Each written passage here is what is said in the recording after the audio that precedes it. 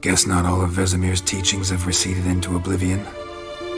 A Witcher can forget to eat, to drink, to breathe even.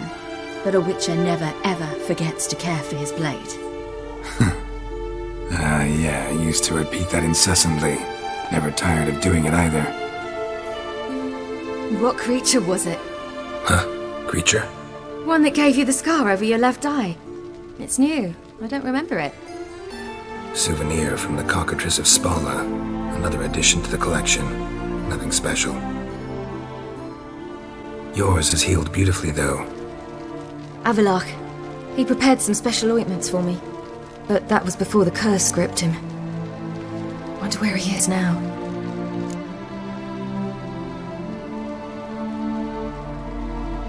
We lifted the curse. He's at Kaer Morhen, waiting for you. Are you serious? You must be. You'd not jest about something like that.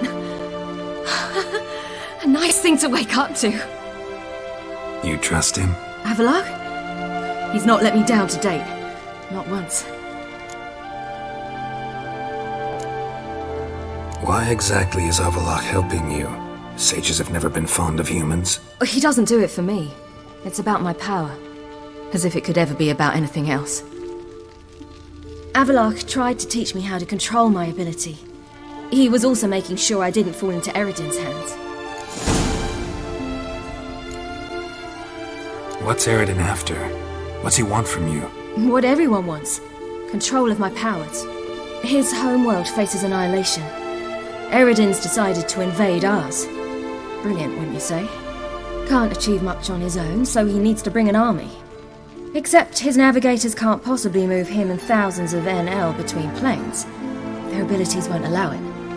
Whereas yours will. Exactly. And if I die in the process, well, that's a necessary sacrifice.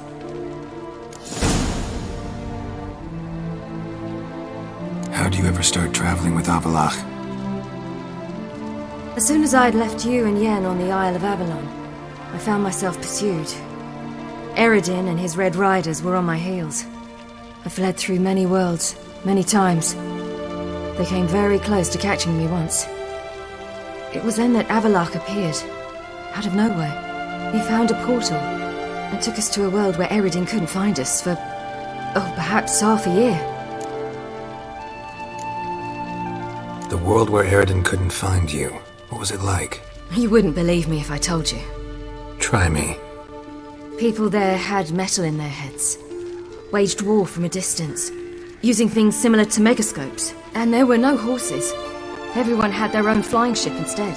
Ciri, stop fooling around. Told you wouldn't believe me. We should have stayed there. So why'd you return? I thought the hunt had lost my scent for good. I thought I was safe. Besides, I wanted to find you. You and Yennefer. You were looking for us. We were looking for you. Times I thought you were just a step away. Other times, felt like I was going around in circles. I'm not surprised. There were times I fled pell-mell headfirst and forward.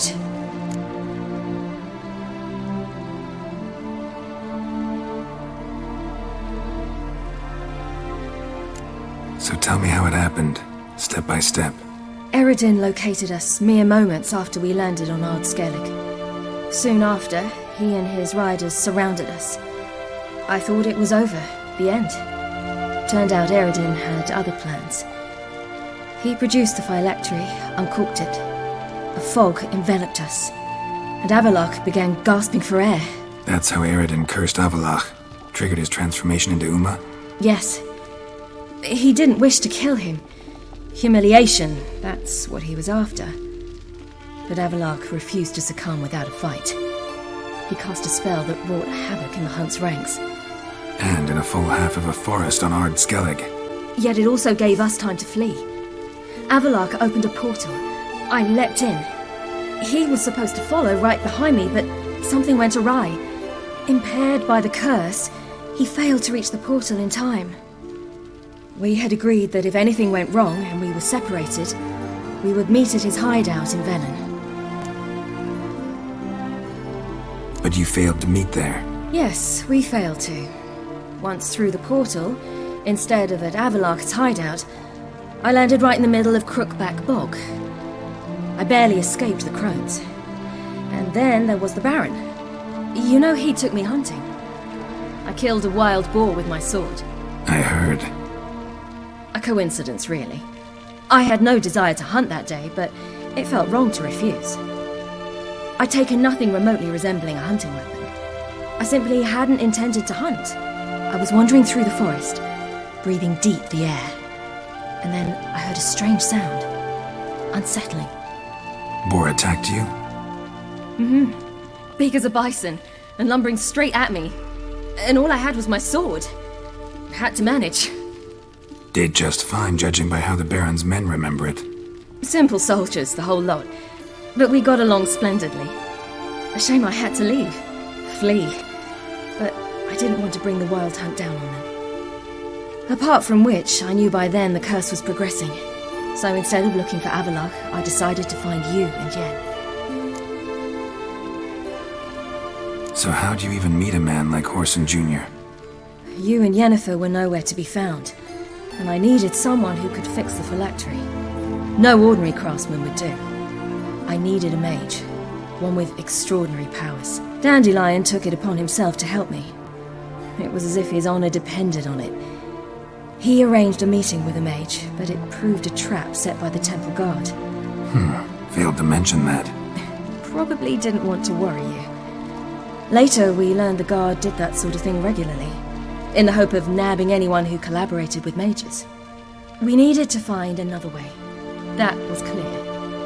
Then Dandelion said he knew a man who owned a piece of Novigrad, as he put it, could do more than others.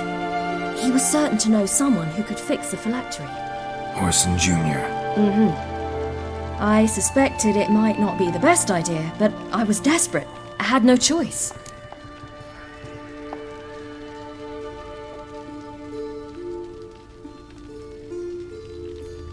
You suspected right. Horson was not the ideal partner in crime. Damned simpleton got it in his head that we cheated him and kidnapped Dudu. Who you promptly freed only to have to flee to Temple Isle. Great idea. We hadn't planned it. Had no time to consider. We just bolted. I didn't even realize the guardsmen were driving me into a trap. Suddenly there I was, and I knew I had to disappear. At once.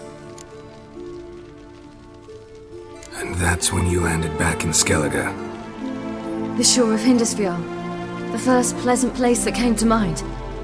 Hjalmar and I used to swim there. Wait, so you actually wound up there by accident? I thought you and Avalok had arranged something. No, he simply sensed me use my power. Just as Eredin can sense where I am, where I travel. In fact, Eredin arrived soon after I did, his riders in tow. Once again, things happened quickly. Lofoten, the hunt's attack, my flight. And then, dreams. Just dreams. What did you dream? I've had nothing but nightmares lately. Pretty horrible. Likewise, for the most part. In one, a monster grown from a stillborn child chased you. Ugh, that was horrible. Had a few nice dreams. For example, in one we sat around a fire, drinking good wine, and all around people danced and laughed. I like that one a lot better. Me too.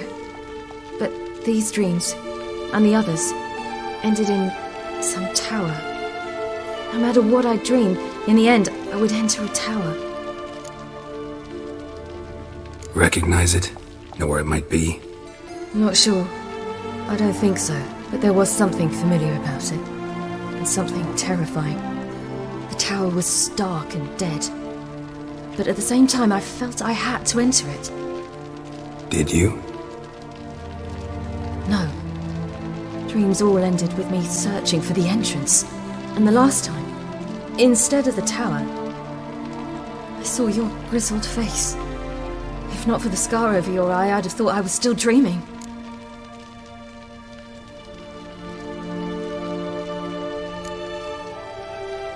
I was afraid you were dead. Found some dwarves here. Said they'd try to wake you. But you were cold as ice, and you weren't breathing. And yet you came in. Who listens to dwarves these days? Speaking of which, they're probably getting antsy. We should go.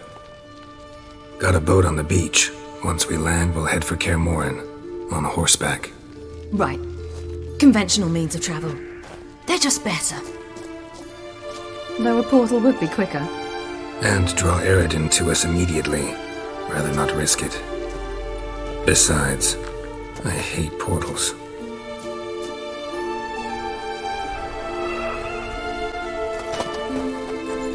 Damn! Listen, we gotta think of a way to...